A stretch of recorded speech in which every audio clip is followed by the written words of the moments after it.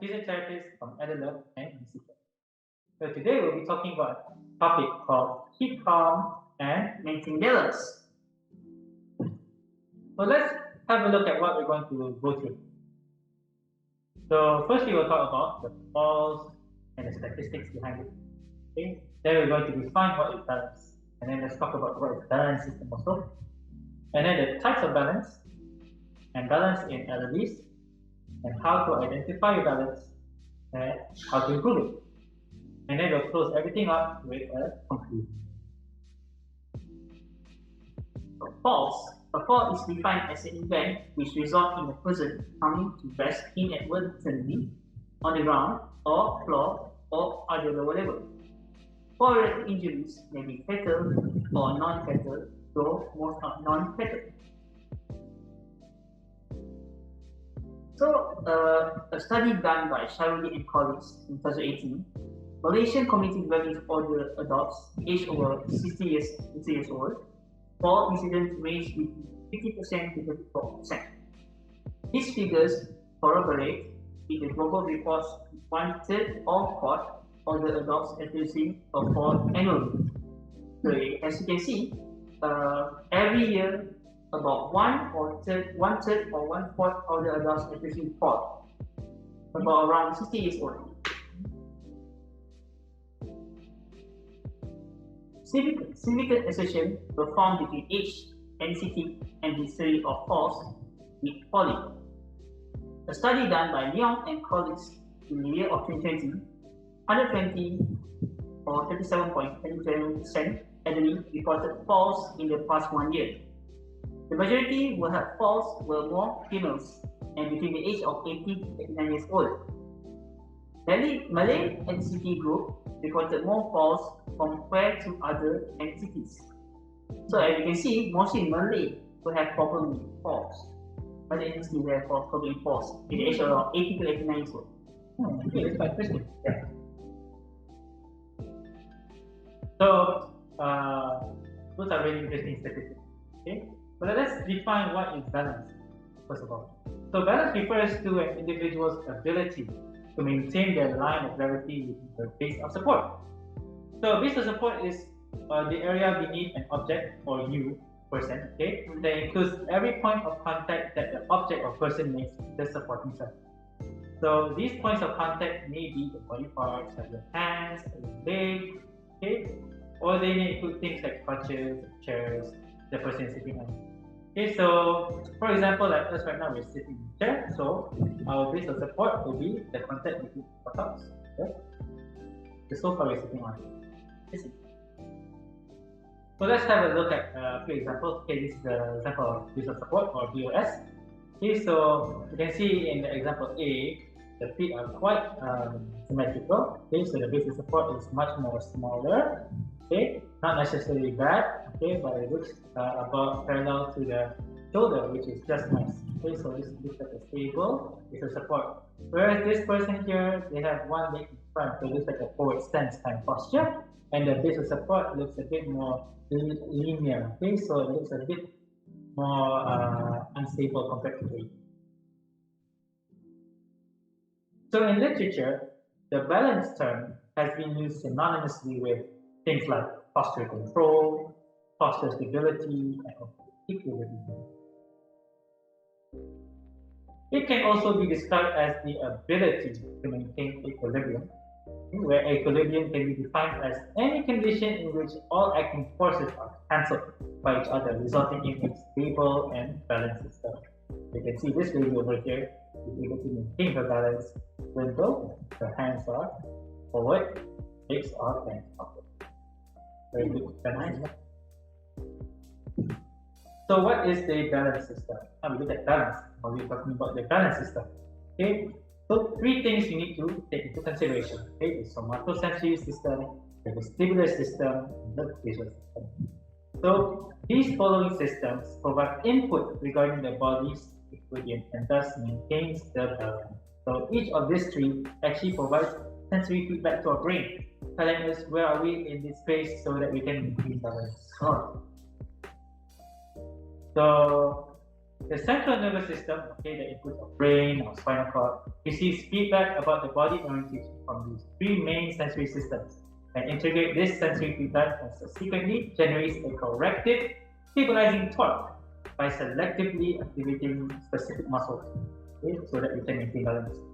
In normal conditions, healthy subjects rely 70% on somatosensory information, 20% on vestibular, 10% on vision, which is on firm surfaces.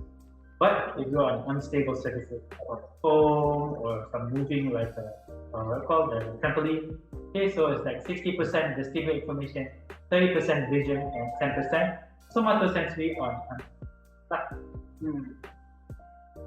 So I've been mentioning about somatosensory system. So what is that? Okay, so it's a proprioceptive information from your spine and your brain. This spinal cerebral pathways processed unconsciously in the cerebellum. So your cerebellum is the part of your brain, okay, and are required to control posture. So this system actually works within the spine and brain, actually processed unconsciously. So proprioceptive information has the shortest time delays with monosynaptic pathways that can process information as quickly as 40 to 50 milliseconds, and hence the major contributor for postural control in normal humans. Since they can actually process information very quickly in the brain and unconsciously, so we rely mostly on somatosensory. So here's a picture or a diagram of how the somatosensory works. Okay, for example, we take an example of the finger. Okay, on the tip of your finger, we have sensory nerves, okay, or nerve terminals, and this will sense like the heat, the pain, the pressure, okay, and all this sensory feedback will travel all the way into your spine, okay, and it will shoot up all the way to your brain, to the thalamus, and will be reverted to the points like the postcentral direct or the ocular insular cortex, where they will be unconsciously processed, okay, as information within those 40 to 50 seconds. Let's talk about the vestibular system. Okay? So the vestibular system generates compensatory responses to your head motion. So based on your head motion, it will give like feedback, compensatory feedback to your brain. Okay? So what are those compensatory responses? We have postural responses, or we call the vestibulospinal reflex. This keeps the body upright and prevents falls when the body is unexpectedly knocked off balance.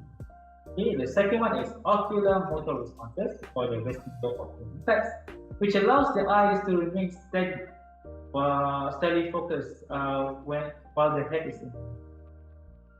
You can look at something while the head is still in. Then the third one is visceral responses, or vestibulo-photic reflex, which helps to keep the head and neck centered, steady, and upright on the shoulder. All three work together in the vestibules. To achieve this, the vestibular system measures the head rotation and head acceleration with structures like the semicircular canals and the organs, which are comprised of the vestibules and the section. Okay, so as you can see here, this is the semicircular canal and also the otolith organs. So they are inside the inner ear. Okay, you have the ear here, and then more inside of the eardrum, we have these organs, semicircular canals, and then they work in a way where they can sense your three axes, your X, Y, and Z axis. So you actually have a 3D perception of and then lastly, we have the visual system. So for non-impaired individuals, okay, normal people, under normal conditions, the contribution of visual system to posture control is partially redundant, as the visual information has longer time delay, as long as 150 to 200 seconds. So compared to the earlier one, the proprioceptive and somatosensory system, which is around 40 to 50 milliseconds, this is quite slow, like 150 to 200 milliseconds. Okay? So an article by Frederick and his colleagues in 2008 observed that adults with visual disorders were able to adapt peripheral, vestibular, sensory perception, and cerebellar processing compensate for their visual deficit, and to provide good posture control. So even without our visual system, still somewhat compensate and maintain good posture. Okay, in addition, critical concern for adults with bilateral vestibular can enhance their visual and proprioceptive even more than healthy adults in order to reach effective postural stability.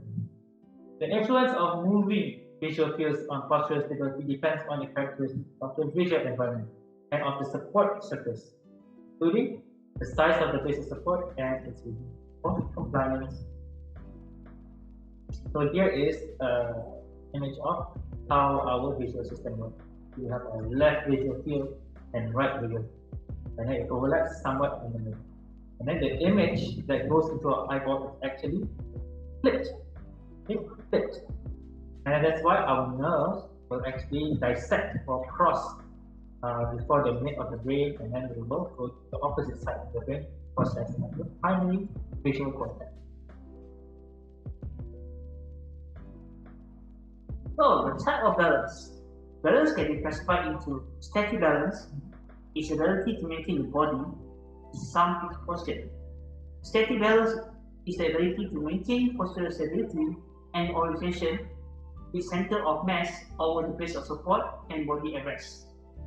Otherwise, dynamic balance, defining dynamic postural stability, is more challenging. Dynamic balance is the ability to transfer the vertical projection of the center of gravity around the supporting base of support.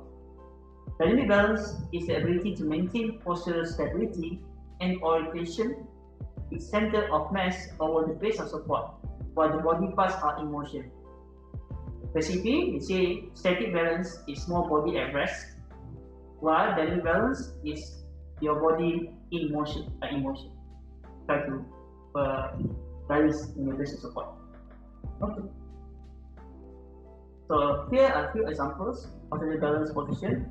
If you can see the static, the person is sitting on the chair, while you see the dynamic, the person is sitting on the gym board, which is difficult in balance because it uses a lot of movement, motion. Okay, because it's not statically maintaining balance, it's movement, a lot of motion. So you can see in standing, the static, the person sitting and standing in one position, while dynamic is standing on the foam, which do a lot of motion. So they change the motion a lot. So what you mean is that dynamic is mostly related to like balancing while in motion. Yeah. But then static is like you're in one position. Yes. Be it sitting or standing, you always move. So then let's look at balance in body. So as you age, your body changes and you at a greater risk of some health conditions. Okay? Loss of balance is often a symptom of another health condition instead of being a standalone condition that needs treatment. So here we can say the loss of balance, losing balance occurs as a result of a different disease. Many diseases will make you have difficulty in. So what are the following? What are the examples of some health conditions causing balance? Okay, the first one is like sudden changes to your blood. So with each passing year, your body becomes less efficient at pumping blood to your veins and arteries. If you stand up too quickly or make a sudden movement, it causes your blood pressure to suddenly drop. Okay, we call it postural hypotension. If this happens, you may lose your balance for a moment, but then will recover quickly. Symptoms usually fade as your blood pressure releases. So what we're saying is, since you're getting older, so your heart becomes difficult to adapt when you're changing the position. Okay, so when that happens, the heart isn't able to cope with the change at that moment, and blood doesn't reach your brain, so you feel lightheadedness, so that you're going to faint. Okay? So it's like person suddenly from sitting to stand, fast to stand without any pause, right? Yeah, without any pause, just sudden movement. So that's why as you get older, you have to do like slow and gentle movements. Okay. Another health condition is like the lack of signaling. So when your body isn't as efficient at pumping blood as it used to be, It slows your overall circulation. Oxygen doesn't travel as quick brain and muscle, all the places where it requires oxygen. And this may cause sensations of balance loss every once in a while. Another reason could be low iron level, okay, related to anemia. Okay, so the iron aids in the creation of red blood cells that carry oxygen throughout your body. If you regularly have low iron levels, you may be anemic. If anemia is to blame for your loss of balance, you may also feel weak during an episode and have a pale skin. Okay. You might also have something. You might have like low blood sugar. Okay, so this comes with dishes like diabetes. If you have diabetes that is controlled by insulin, so dizziness occurs when your blood sugar drops suddenly, or you have something called hypoglycemia. You may also sweat till suddenly. And another reason for losing balance is if you have previous history of falls. Okay, so if you have previous history of falls, you are much more at risk of falling again. So it becomes a negative feedback. So more falls, the higher, more likely to fall in the future. So, assessing your balance. There are many ways to objectively assess your balance. Two more of common methods are Robert test or bird balance scale. So let's look on first. Robert test. A Robert test is used for clinical assessment of patient with equilibrium or ataxia from sensory and motor disorders. Before performing the Robert test, it is necessary to test other aspects of patient balance when potential issues with ataxia or disequilibrium are present. So the test is performed as follows. The patient is asked to remove his shoe and stand with his 2 feet together. The arms are held next to the body or crossed in front of the body. The clinician asks the patient to first stand quietly with eyes open and subsequently with eyes closed. So the patient tries to maintain his balance. For safety, it is essential that the observer, observe the patient, stand close to the patient to prevent potentially doing if the patient were to fall. When the patient closes his eyes, he should not orient himself by light, sense of sound, as this could influence the test result and cause false positive outcome. Disturb the test, this invention. Okay? So the Robert test is scored by counting the seconds the patient is able to stand with eyes closed. If the patient is able to maintain more than a minute, the balance is good. So if less than that, the balance is not good. So as you can see, the observer, which is behind, observe the patient who is doing the test by eye closed, feet close together, and hands apart, or even look and cross. So for bird balance scale is used to determine a patient's ability or inability to safely balance during a series of predetermined tasks. So there's a 14 tasks, 14 items. A list with each item consisting of 5-point ordinal scale ranging from 0 to 4, with 0 indicating the lowest level of function and 4 the highest level of function, and takes approximately 20 minutes to complete. Quite long. Yeah, it takes time. It does not include the assessment of gait. So it doesn't, this one is not, you need to observe the gait. That means we need to see the patient walk. No, this one is different. This one is based on task. So I will show you what the task is. So equipment required a ruler, 2 standard chairs, 1 armrest, 1 is up, a footstool or step, 15 feet walkway or about 5 meters, stopwatch or wristwatch. Or you can use a phone and you can use a phone. So here is the bird balance scale form. As you can see, you will write your name, the date of the name of the patient, the date, the location, and the letter is us lah. So the score we should have the sitting to standing, standing to unsupported, sitting unsupported, standing to sitting, transfer, standing with eye closed, standing with feet together, reaching forward with outstretched arm, retrieving object from the floor, which is trying to take an object from the floor, turning to look behind, try to see behind, turning 360 degrees, and you have to do a one circle turn, placing alternate foot on stool, standing with one foot in front, and last is standing one foot on one foot. Yeah, we try to carry one and try to balance it. So, cut-off score for the LD was reported by Berg EL1992 as follows. Score of 56 indicates functional balance, which is very good. A score below 45 indicates individual may be affected or risk of falling, high risk of falling. So let's talk about how to improve the balance. Once you check how to test your balance, it's good or good, it's not good. How do you improve your balance? So here are some methods that you can take to improve your balance. So you can try like music-based multitask exercise program. This is a basic exercises consisting of walking in time to the music and responding to the changes in the music's rhythmic patterns. Okay, so it's something like aerobic. So exercises involve a wide range of movement and challenges. That challenges the balance control system mainly by requiring multi-directional weight shifting, walk and turn sequences, and exaggerated upper body movement when walking. Then we have something like ETEC. We call balance training using a virtual reality system.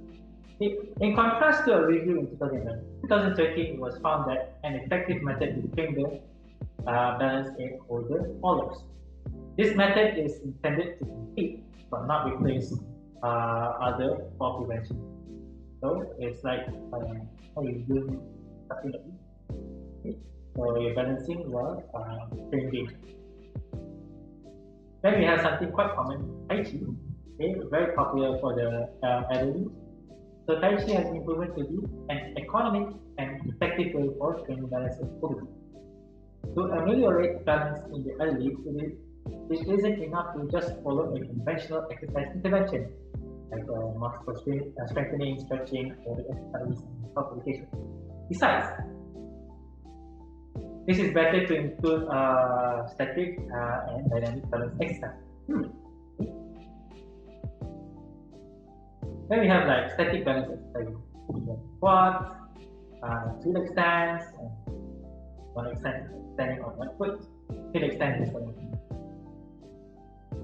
Then we have dynamic exercises like jogging end to end, sideways, walking or running with crossovers, walking forward walking or running in zigzag line, backwards walking or running. Then you can also use things like balance boards and poles, quite common in physiotherapy centers, where they will stand there and try to maintain their balance. Then we have core strengthening. Nevertheless, to improve balance, core strength training is an important element. The benefit is this therapy can be both given in a group setting or individual to prevent fall. So in conclusion, falls are common in Malaysia, affecting 1/4 of the elderly population every year. Balance requires several systems working together in order to maintain equilibrium. Balance divided into two types, static and dynamic. So you can check balance by doing robot tests of the balance scale. And there are many ways you can improve the balance, Tai Chi and music-based exercise. Okay. Yeah. So I think that is it for our talk. I hope you learned something new about balance. Okay. And if you are interested in testing your balance, why not book your session in the care hub. And make sure to make sure to also follow our TikTok page, where we will also teach more about balance with the exercises and podcasting. Thank you. bye. Bye.